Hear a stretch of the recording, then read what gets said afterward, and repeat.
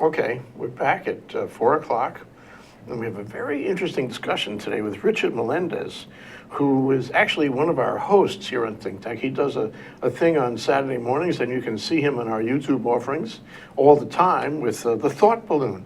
And we put him on OC16 also as a commentary about comics. The Thought Balloon's a balloon about thoughts. And welcome to the show, Richard. Thanks, Jay. Thank you for having me. Great to have you here. Great to have you on ThinkTech in general. So we're going to call this the arts in Hawaii because comic books are art, and we're going to talk about this as the Thought Balloon because it is a thought balloon that that goes beyond any single comic, any single character, any single story of any single comic. In the way of background, Richard and I both come from New York. When we were kids, comics was a big deal. Yep. And I would go and buy Superman. He was my favorite, and I would beg, borrow, or steal 10 cents to buy a Superman comic, and I would spend the whole day with that thing, and I just loved that stuff. And I think a lot of the comics that came after were not as interesting to me as Superman was, but hey.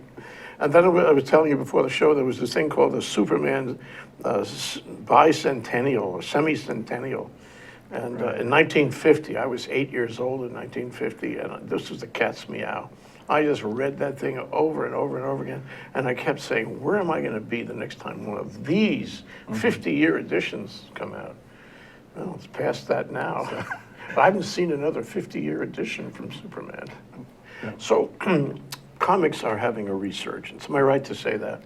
I'd say to some degree. I mean, they've always been around, but I think the spotlight's been shining on them a lot more lately, probably in the past decade, and more so in the past 5 years or so. A big part because of the movies, the Marvel Comics movies, the Avengers, the Batman films. Yeah, They've right. gotten a lot of Films are attention. made out of comics. Essentially, Those guys yeah. knew what they were doing in Hollywood. They just picked up on our nostalgia and make movies out of it. Well, the storyboards that make up the films that they use, I mean, a lot of comic artists will do that on the side to make extra money, or they'll graduate from comics to the film industry doing the storyboards. So there's a shared commonality there, yeah. Yeah. So, I mean, actually, what you see is the comics that used to be in these kind of raggy magazines. And the paper was cheap and all that. The covers always came off. And, Right. now it's slicker, more expensive. What do you pay for a comic book now?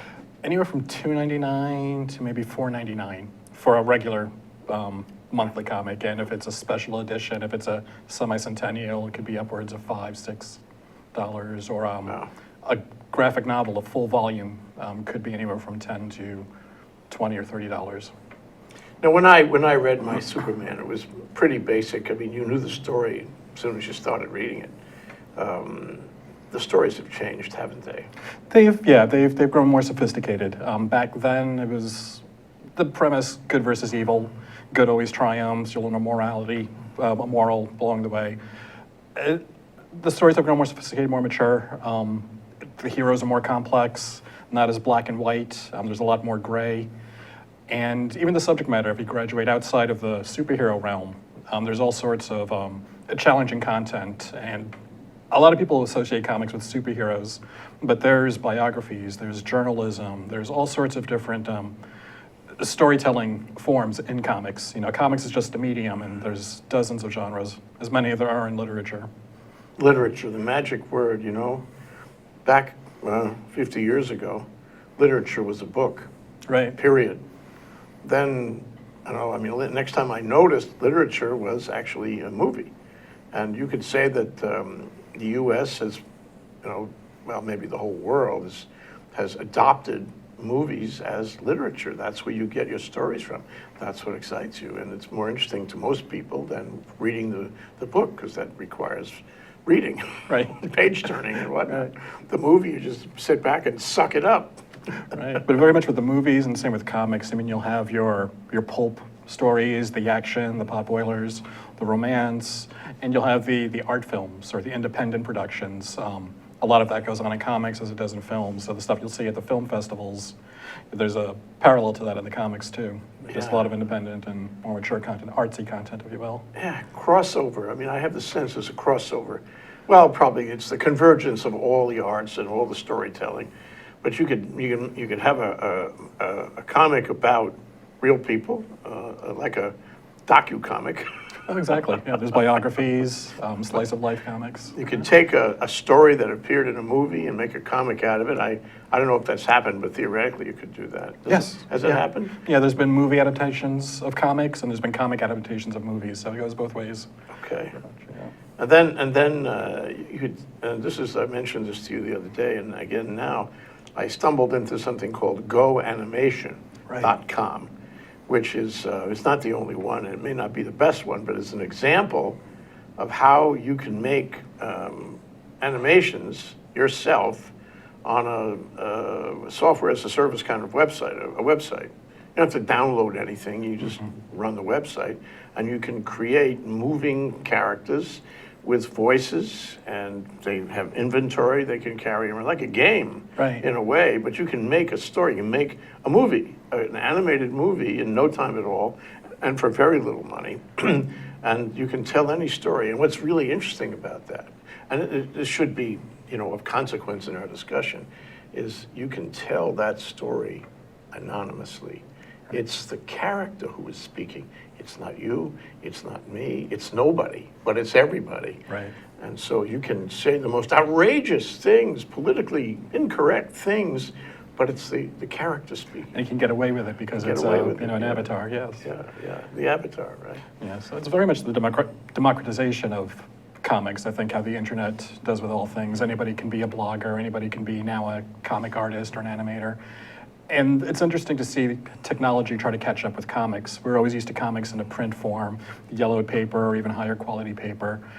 And as the internet tries to adapt to that, it's interesting to see the various forms. There's the Go comics that you mentioned, and kind of skews a close line between animation and comics. Is it a reading experience? Is it a film? Do you sit back and watch it? When does it stop being comics? But there's also other applications that allow you, very much like a Kindle, that you can scroll through the pages of a comic book, flip them page by page, even panel by panel, zoom in to catch the fine-tuned artwork and see the cross-hatching or the artist's technique, and zoom in on a huge panel and back and forth. So it's been an enlightening few years just to see comics and technology merge. Yeah, I mean, it runs a really interesting parallel to animated movies like Disney. You know, remember the thing about the keyframe? Right. The keyframe, and this happens in all of animation. It happens in all of video now.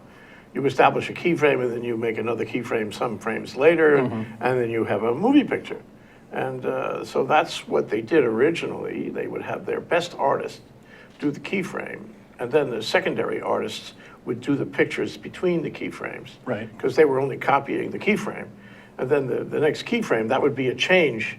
And so the best artists would come back in and do that, and you made hours of movies like that. Those are the Walt Disney movies that he established. But now it's all animated. It has to be. Because you've seen some, I mean, it's still so popular, those animated movies. Correct. And that's the animated movies. I mean, there's the animated program you talked about, Go Comics, but just animation in general. I mean, that's an adaptation of comics in a sense. It's the artist. Whereas though animation brought up at Disney used to be dozens, if not hundreds of artists toiling away. Technology now makes it, it could be one individual or just maybe a small team of individuals, working on the project. Create really beautiful animation. Exactly. So, I mean, I think you have it running on the Disney side, you have it running on the Go Animation side, and I think there's going to be a convergence on all of that. And so the comics that you review, Richard reviews comics for us. And he comes up with these really incredible comics. I want to, before the break, I would just take a moment and talk about Americatown. Yes. Can you talk about Americatown? I can. Americatown, it's a new comic. Only 2 issues have come out, but it sort of takes a twisted look at the immigration debate we're facing today. Today, Americans are up in arms about immigrants coming to the U.S. Similar in Europe, there's the refugees coming in, crossing the borders, looking for better opportunities, looking for safety. Americatown is a near future world where there's been some sort of economic collapse and Americans are struggling to make it, so they're going abroad. So it follows a male and a small group of other people who go to Buenos Aires, of all places, in search of better opportunities.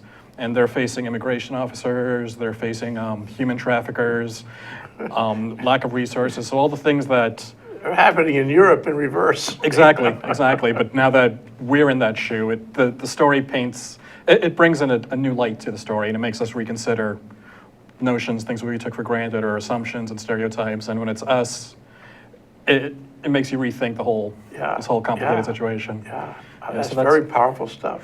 It is, and it's a great comic. It's really well done. You know, it's done not as a satire, not as a comic, or comedy. It's taken very seriously, and it's a very good story so far. The other thing that pops into my mind is you were talking about Thor. What's the name of that comic? Ragnarok. Ragnarok. Yes. Ragnarok. Ragnarok. Yep. Oh. There you go. You win. I'd like you to talk about that some more. But one of the things that you really captured me with is this character loses his wife. She dies, and so the comic artist wants to portray this in as powerful way as he possibly can. So he makes frames that have no dialogue, a whole page, multiple frames, where the character is holding his deceased wife without saying a word. Yep. And it's the same picture, right? Same picture, zoomed in slightly each panel, but it's essentially the same picture, and it's a technique in comic art. It's a suspension of time. It's so easy to flip through the panels and flip through the pages and not focusing on a panel at a time, but each panel is a work of art in itself. And a page like that, where you have 7 panels repeating itself, it forces you to stick around. It forces you to kind of hold that moment, and it draws out time. And it's probably the equivalent of movies where there's just a single shot scene with no cuts, and it's just like that. And it forces you to stay on the page, and it forces you to really take in what's happening. And in this case, it was Thor mourning his wife. You know, he's journeyed thousands of miles, however long it took him to get to that scene, and this is it. You know, this is his wife. This is what he was getting there for, and you know, she's gone. Well, just hearing you talk about it, I can understand the power of this sort of thing. So you have a comic book which has emotive power, and that would affect me to see that. You know, it's like, as you say, a suspended, real-time video, a movie of the same event, and you say to yourself, well, that if they can do that, they can do a lot of other things just with cartoon characters in a little book of a kid-like book. You can achieve an emotional result from an adult. Yep. No, exactly. And that's one of the wonders about comic books as an art form. I mean, a lot of people take it for granted, even the artists or the readers take it for granted. And the Sunday funnies, for example, are just a really diluted version, just really quick, disposable, easily digestible. But when you have moments like that, there's so many techniques that the artist can utilize, that the writers can utilize to convey the passage of time, scene transitions, all sorts of techniques that the artist can utilize. It's an art form. And when we get back from this break, I'd like to ask you who goes into that art form, and exactly how do you make a living doing it, and how do you make yourself famous, and how to develop a following doing it. I mean, if it's an art form, who's achieving the art? We'll be right back. That's Richard Melendez and the Thought Balloon. Back in 1 minute to pursue this important discussion about art forms. Hi, I'm Donna Blanchard. I'm the host of Center Stage here on ThinkTech Hawaii. Center Stage airs every Wednesday at 2 o'clock, and of course you can check out our archives on YouTube or on ThinkTech Hawaii anytime you like. Why should you do that? Because this is an arts show that I believe is making a difference in lives. We talk with artists of various ilk. We talk with painters and writers, playwrights, novelists, poets, sculptors, dancers, you name it, directors, actors, of course. And we don't only talk about what people do, but we talk about how they do it. And my favorite part of the conversation, we talk about why they do it. And it's really common on this show to hear people say, wow, I didn't think about it that way. And it's very common to hear people afterwards who have seen the show say the same thing. And I hear all the time that people are inspired by the conversations that we have. So why don't you join us and be inspired too? That's Center Stage on Wednesdays at 2 o'clock. We'll see you Center Stage. Okay, we're back. We're live with Richard Melendez, the Thought Balloon, discussing comics in the world. You know, because they got comics everywhere. I mean, the Japanese do anime, right. and what are the other ones? So there's another word for comics in Japan. Manga is the printed comic. Manga, yeah. And very powerful. I mean, we had a woman on the show 6 months ago who did manga about the 442nd. I'm not kidding. Yes. And Yeah, she's- Stacy. I forget. Yes, yeah, I right. forget her last name, right, but right, yes. yeah. And so, there's possibilities, creative possibilities, and there is a market. But let's talk about the successful guys, because you follow them. So who is successful in the comic world? The publishers, the artists? Who would you say is at the top of the heap? I'd say the publishers, definitely. I mean, they call the shots. I mean, especially if you're looking at the mainstream comics, or I should say superhero comics. You've got Marvel Comics and DC Comics are the two major publishers. And They if were you, when I was a kid, Yep, too. they still are, yeah. And if you think of them as major film studios, they're the ones who call the shots. They say, these are the movies we want to produce, and they'll, reach out to the realm of writers and artists, various creators to produce those comics. Really? So there's a connection between the film studios and these Oh, publishers? well, not literally, sorry. I was, as an analogy, comics operate like a film studio to a Okay, degree, okay. that they're at the top of the heap. But you do bring up an interesting point that, yes, now with the consolidation of power, DC is owned by Warner Brothers, Marvel is now owned by Disney. So there is a bit of telling a us something. synchronicity happening now between the movie studios and the Yeah, comics to a that's degree. so interesting. So how do I get to be a comic writer or artist? Is it the same? Are the same people doing both functions, or do they have specialization of labor now? Good question. Sometimes it's one person doing both. More often than not, you'll have a writer who handles the writing and an artist who handles the artist. But yeah, there are a number of talented individuals who do both. Must be a very creative experience. What's it like? Do I just sit down with a pen and paper, or do I have computer-assisted drawing in some way to make me, to enable me to make those panels? I mean, there's definitely computer technology that does help do it. I'm more of a writer than an artist, but I know, it's with any medium, you just get down and do it. You just start, and whatever you're most comfortable with. If you're most comfortable with a pen and paper, work with a pen and paper. If you're more comfortable with a stylus and a monitor, by all means do that. But just keep doing it and hone your craft. Study the greats, read comics, read novels, watch movies, and just learn storytelling in general. Because the drawing of comics is very much telling a story, as we discussed again with that 7-panel graphic page. story, And then the writing, of course, there's a unique style to writing. You can't just write prose. It's, it's a script. It has to which is be in formatted. balloons.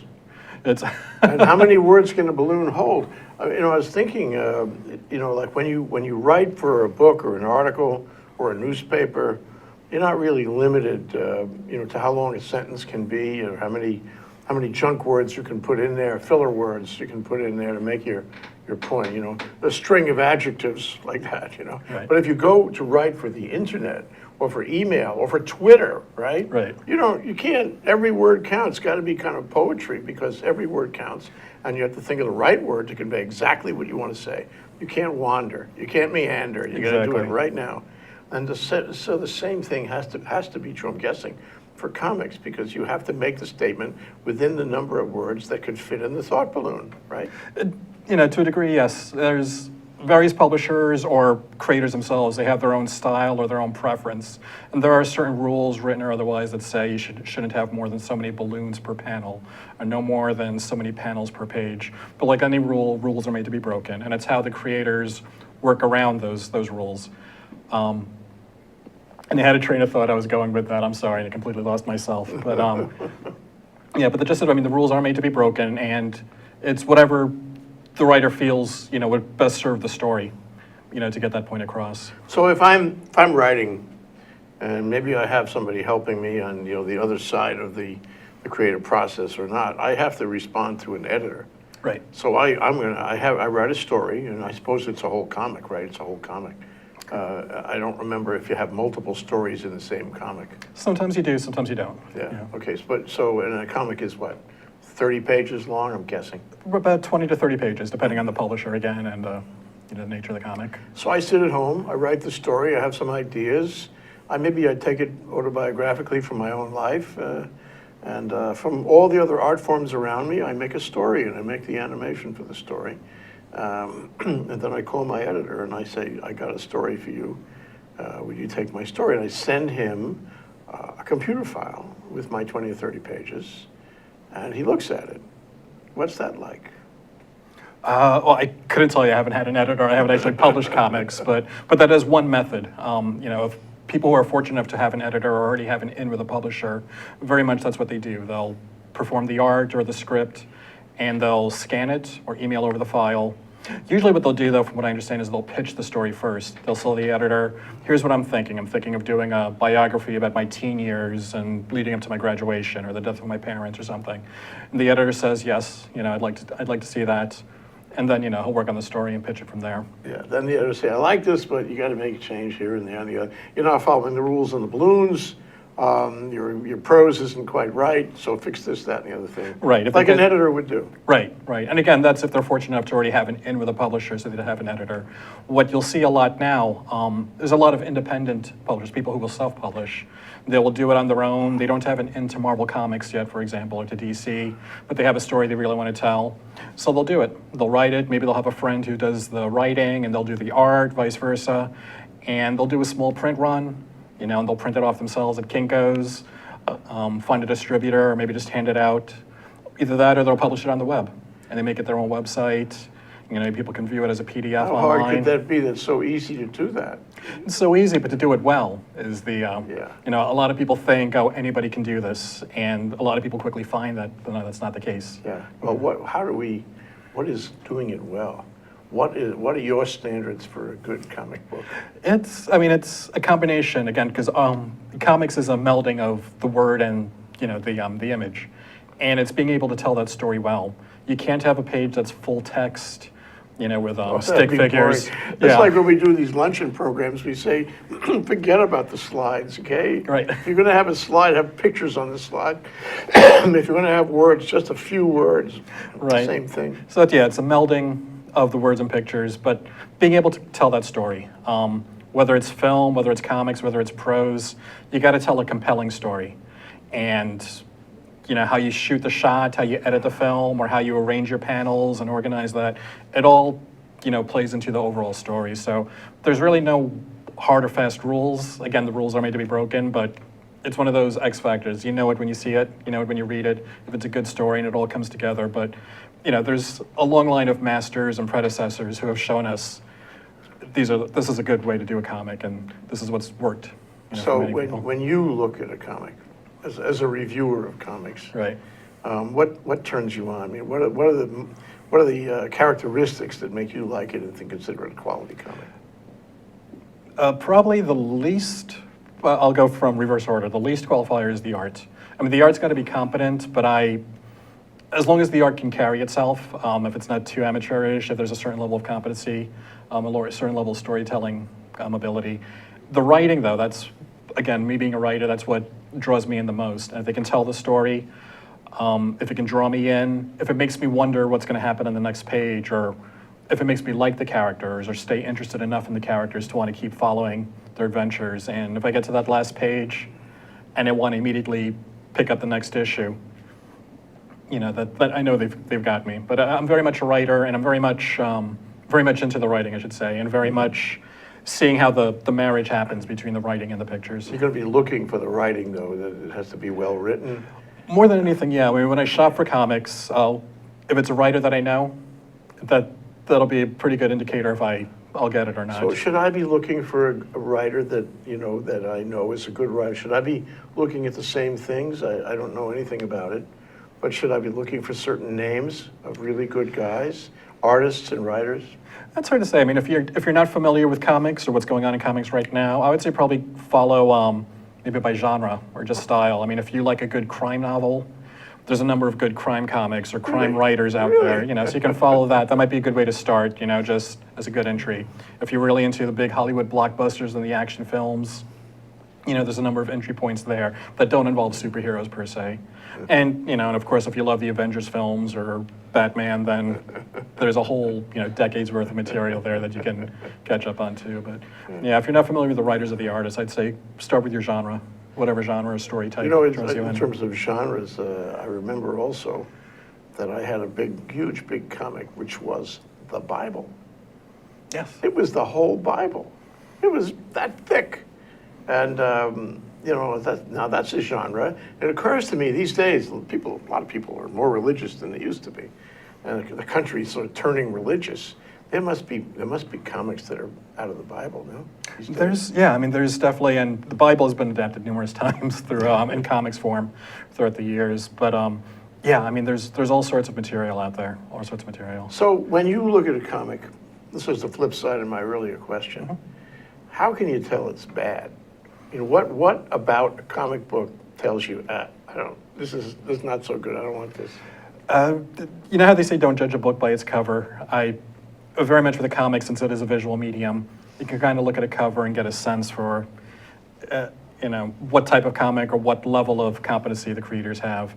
And not to denigrate any artist, because no matter what, it is hard work.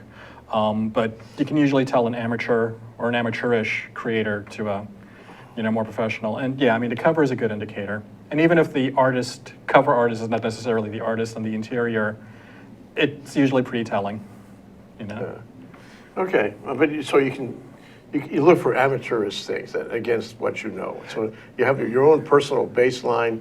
If it's below the baseline. And again, it's my personal baseline, but it's not unlike when you're surfing the web. And you can really tell a good-looking website that's really done by a professional team to something that looks like MySpace from 10, 20 years ago. So you kind of get a reading just from the first few seconds. I imagine that comics are, well, you said comics are very easy to find on the web. And indeed, if I was writing a comic, I'd put them on the web because it's the most inexpensive way to publish. Mm-hmm. But, it strikes me that when you do that, you're opening yourself up to people knocking you off and copying your comic. I guess that must happen all the time. And that even happens with the professionals. A lot of people, there's pirated versions of Marvel Comics, DC Comics, as soon as before it even hits the newsstands, there's a PDF online, in the BitTorrent sites that people are able to download. And you can take parts of it. The guy who's knocking it off can take parts of it. He could. The storyline of it and so forth. He could. But that's true of any medium, though. How many movies seem eerily familiar to a movie from 10 years ago, even 1 year ago? And, plots, not to say it's right, but plots do get recycled and, themes are revisited often and tweaked and evolved, hopefully. But so you'd be looking for good plots. You'd be looking for fresh plots in your quest for quality. Ideally, yeah. I like new spins. Again, going back to America Town, that was a nice spin on a complicated issue, and it's ripped from the headlines. That's something that's really relevant right now. And do you buy your comics in hard copy? Hard copy is the wrong word. Soft copy, whatever it is. Paper copy. Good question. I get most of my comics digitally. So there's an app called Comixology, and comics with an X-ology. And it's an app that's available on iPhone and Android, and this isn't a commercial for them, but it's a great app. It's similar to the Kindle or the Nook. You can look them up. You can search. You can browse, you can search. With a click, you can make your purchase, and then you can immediately read your comic right there. Okay, so you don't buy them in paper then? I'll buy maybe a special edition, a unique, a collector's volume or something like that. You can order it on the web and then they'll send it to you? Correct. Okay, well, when we come back from this break, Richard, I want to ask you about all those guys who've been collecting comics and who can auction them off at astronomical prices. And I want to ask you about the marketplace for comics. Okay. You can't do that with digital, so it's got to be Very paper true. for that. Very true. Richard Melendez and the Thought Balloon, the arts in Hawaii. We're talking about comics today. We'll be right back. Aloha, I'm Carlos Juarez, host of Global Connections, and I want to invite you to come join us. We cover a range of global issues. We bring a lot of expert opinion, a lot of issues, whether they're contemporary events happening in the world or maybe looking at things from a more historical perspective. Global issues, very important for us to understand in this globally interconnected world. Join us here on Global Connections. Aloha, my name is Miley Scarpino, and I'm the host of the Empower Hour. If you're interested in health, nutrition, fitness, here on the island of Oahu, want to learn more about places to train at or different trainers available, then watch my show on Fridays at 3. We have a great time, and I hope that you'll come join us. Much aloha. Now go get swole. Okay, we're back, we're live, we're talking about comics, which are an enduring art form. They've lasted all these years. I don't think they existed before around, 1900 or so as an art form. Right. And they're still with us 100 and some odd years later, and they look alike, but there's a lot of quality in there now that didn't exist 100 years ago. It was Richard Melendez. Richard, what about the market for old paper comics? I remember even when I was a kid that we would swap them and trade them. Mm-hmm. We'd sell them and buy them, for pennies, but we would do that. And then over time, you realized that there were collectors. And in fact, you would go to stores in New York. You could go to stores and buy and sell comics, either in bulk for junk ones or for more money for good ones. And it was a marketplace. Right. Does that still exist? It does, but it exists mostly for older comics. I say comics probably for the most part, probably from the 70s and earlier, and to a lesser degree, probably from the 80s and earlier. A misconception in the 90s, especially when you had the Death of Superman storyline, and that was probably the last resurgence of comics. And people were thinking, I'm going to buy these, I'm going to put my kids through college, I'm going to buy 5 copies, 10 copies. And what happened is people found out they were useless. Why? Because the old comics are worth a lot. They're worth $1 million, they're worth thousands of dollars because they're rare. And what happened with the Death of Superman, for example, they printed millions of them. There was millions of copies out there, and they had second and third reprintings, and they're not rare. They're not rare. People have them locked up in their storage closets and their boxes at home. Everybody's got a copy. Everybody's got multiple copies. So, there's really no value in them. Isn't that interesting how that works? You got to have scarcity, Right. Market Right. supply and demand. Yeah, but the value, I think, is in the story itself. And that's usually where I approach it is. Superman died? How come I was not advised of this? So he came back. He's all right. So You kill him, you bring him back. he brushed it off, yeah. Why did they do that? It was a gimmick. It was a marketing gimmick. I mean, at the time, it made for a compelling story. It was shock value, but you also, as a reader, you're thinking, wow, I can't believe they killed Superman. What's going to happen next? They teased who's going to take over for Superman, who's his replacement. And they dragged this out for over a year, just as replacements. And, it kept selling, of It course. sold a lot, I'm sure, but it doesn't have the long-term value. Right. And, I think the older readers knew, he'll be back. You can't kill Superman. No, you can't have a no, replacement no. Superman. He's right? indestructible anyway, right? So- That's the thing. That's the ironic thing. Superman, who, he's indestructible. You kill him, how can you kill somebody who's indestructible?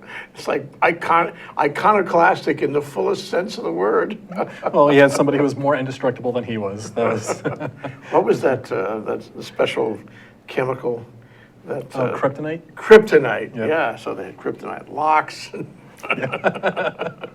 It all came into the mainstream of the American culture. So it's interesting. You said $1 million before. You said that $1 million. So are you saying that there are comic books out there, paper comics from 50, 60, 70 years ago, that would fetch $1 million at an auction? Yes, I believe it was. I think it was Spider-Man, his first appearance, Amazing Fantasy number 15. That fetched $1 million. Not too long ago. I think in the last couple of years. And then appearances, Superman's first appearance or Batman's first appearance, fetched hefty sums too. And Spider-Man's the recent newcomer. He didn't debut till the very early '60s. Can't believe it. Yeah, so when you have Batman and Superman going back to the late '30s, the late '20s, early '30s. Gosh, I should turn in my All of geek credit America right now. during the Depression grew up on that. Exactly. It was cheap entertainment. It was cheaper Exactly. than the movies, for that matter. So, but you'd have to have latex gloves or something when you open and read a comic book that is worth that much money. The hardcore collectors, very much, very careful in how they handle the comics, how they're touched. I mean, they're sealed. There's a whole grading system, to the value of a comic, graded from a 10.0, which is mint condition, like fresh off the stands, to 9.5, 8.5. Food stains. Yeah. So I think most of my comics will probably be like around a 3 or a 4. or something. Wait, Yeah. you have a collection. I do have a collection. Let's talk about your collection. Sure. I've been reading comics since I was a kid. Probably my earliest comics are from the early '70s, and it was stuff my dad would bring home. Payday, You know, he'd pick up dinner for the family, and then he'd stop at 7-Eleven or the newsstand, and he'd pick up a comic book for me. And I just happened to hold on to them. I was always more of a reader than a collector, so whatever I bought it to read, and then I just saved it. So right now I've got over 50 boxes of comics, just stuff I've amassed over the years. So do you ever go back into the old boxes and read one for nostalgic purposes?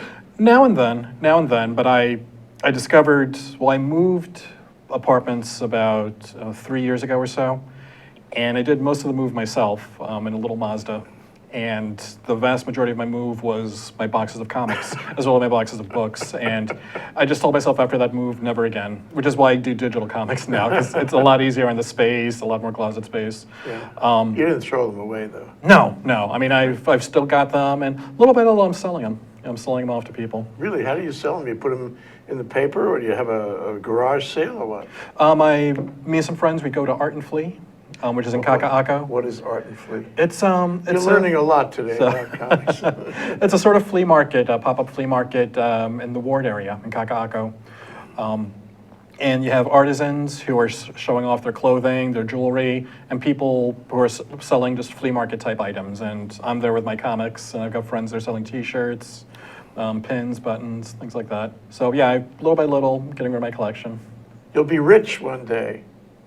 Hopefully. Yeah, I mean, not in name only, but yeah. You're keeping the best ones, aren't you? As I come across them, yeah, I'm holding Or on you to them. buy them too. Do I buy them? Yeah. Not right now. Not right now. You know, I'm doing this more or less to just kind of weed out my collection, but you know, who knows if it takes off? Maybe I'll solicit other people for their collections. Are you the biggest collector you know? I've got a couple of cousins who probably come close. Yeah, so we're Interesting. probably in the same. Yeah. Interesting. Yeah, but as far as friends or people in my immediate circle, I think I am easily the biggest collector. So you talk about Kaka'ako, and you know that always takes me to the millennials. You know, whether they're there or not there, they're conceptually there. And I'm saying, as with so many other things, the millennials will determine the future of this issue. You know, I guess the millennials are watching movies. I guess they're reading books, but it sounds to me like comics would be right down the path for them. They must be interested in comics. Do you find that's true?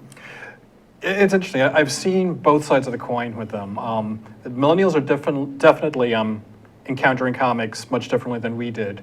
I mean, in our generations, you know, we'd come across them in the newsstand, whether it's a 7-Eleven or just literally a street newsstand or If I something go to like that. 7-Eleven right now, will I be able to buy a comic? Probably not. Probably not. How about that? Yeah, and that's, you know, that was a big loss of the newsstand market, you know, so that's one channel they don't have. But then now with that said, you know, there's the internet, there's apps.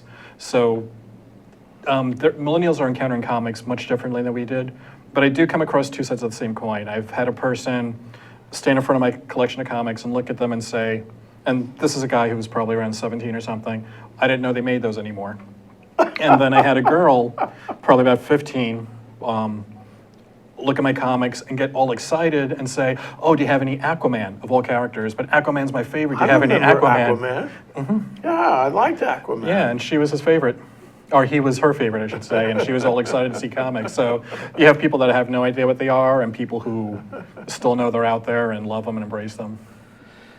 Okay, well, you know, what turns me on most about our discussions and your work in the balloon, the thought balloon, is the fact that these days, the comics are not just the old recipe. They're not a regurgitation of the old comic stories with the superheroes and all that. They can be anything. And the art form is very communicative. It shows you things. It takes you places. It's educational. Right. If I wanted to educate a certain age group, you know, in the community about a certain thing, and I knew they would respond to comic type communication, I would make my communication in comics. Mm-hmm. I would go find somebody to write it up. It's an easily digestible form, you know. Yeah. It's almost intuitive. Yeah. Just you look at it and you can really easily translate what's going on, and absorb what the story is. That's why I think we should do more of this on ThinkTech. We should have comics to communicate to people. We can go comics about important political issues. So do an entire interview with our avatars instead of us talking. That's right. Here. There you go. It's coming soon. We could, you and me, we could muffle the voices, never know exactly There you go. who it is, and so forth. What about you? Are you going to continue in your avocation here with comics? Yeah, I think. I mean, it's a hard habit to break. There have been periods in my life where I've read less comics for various reasons. I thought I outgrew them, but there's always something that draws me back in. And I mean, I don't think I've ever had a period in my life where I wasn't reading comics, I should say. And I think I'm in one of those golden ages again where I'm reading a lot. Yeah. So the story of Canada, we have a few minutes left, and I want to talk about that. That's an example of comics, again, like Americatown, wrapping around a current issue in a very creative way to make you think about the world, to raise your level of consciousness. Can you tell us the story of Canada? Correct, yeah. The comic you're referencing now, it's called We Stand on Guard. And it's a comic that takes place, again, in the near future. And it takes place in Canada, following an invasion of the country by the U.S. So the U.S. in this case are the oppressors. In Canada, we're following a group of freedom fighters who are trying to maintain their way of life and trying to, kick out this opposing force. Meanwhile, the Americans are looking at the Canadians as the insurgency and these rebels who are terrorists. So it's painting the U.S. or Americans in a new light, and you're actually rooting for the Canadians, which is interesting too, because in this day where we've been at war for more than the last decade, the other, the enemy is this other culture that it's easy to misinterpret. It's easy to think of them as bad or hate them. But these are Canadians, and they're very much like Americans, except with a slightly different accent. Yeah. So to see things through their eyes, and then to see the U.S. as a bad guy, it does make us reconsider things. Well, it certainly makes you think that you could take brand new, fresh stories or documentary stories of real things really happening right now. Exactly. News even. Because, Exactly. and that's a subgenre of comics. I mean, they're very much our journalism as comics. our journalism. It's not just the funny page in the newspaper. Yeah. It's reporting the news in a way that you create an emotional reaction. Correct. There's Joe Sacco, for example. He spent time in Palestine. In fact, he had a graphic novel called Palestine, where he traveled the country and he talked to Israelis, he talked to Palestinians, and he got the ground level perspective of what was going on there, not the news bits we get on television or from other channels. I mean, he was there talking to the people. He did another similar graphic novel about his travels through Sarajevo and Bosnia. So he, again, got that ground level perspective. And it's not just the sound bites. He was talking to the people on the ground from both sides, seeing what they're enduring. There was another really wonderful graphic novel whose name escapes me, but it dealt with the aftermath of Katrina, or actually the actual happening of Katrina during and after in New Orleans. And it's AD, After the Deluge, is what it was called. But it's, again, ground level reporting. Yeah. And he's just talking to the people, Yeah. got their firsthand accounts, and, wonderful. Again, it shows you what comics can do. It's not just fiction, it's not just science fiction or fantasy. It's very real Very storytelling. powerful. Very powerful stuff, yes. Yeah, and as the technology gets more refined, somebody out in the field will be able to create an animation or a comic using technology and make the point. So it's those political cartoonists come current, and we can do this. And the interesting thing is, what would you rather have? Would you rather have a video or a photograph of the actual event, or would you like to have somebody's interpretation? Would you like to have the fact, or would you like to have the, what do you want to call it, the art about this? Right. And that's an open question, but I think they're both in competition. So we'll see more of that on ThinkTech. That's Richard Melendez and the Thought Balloon. We're talking about comic books in America and elsewhere, here in the arts in Hawaii. Thank you very much, Richard. No, thank you, Jay. Always a pleasure. Aloha. Aloha.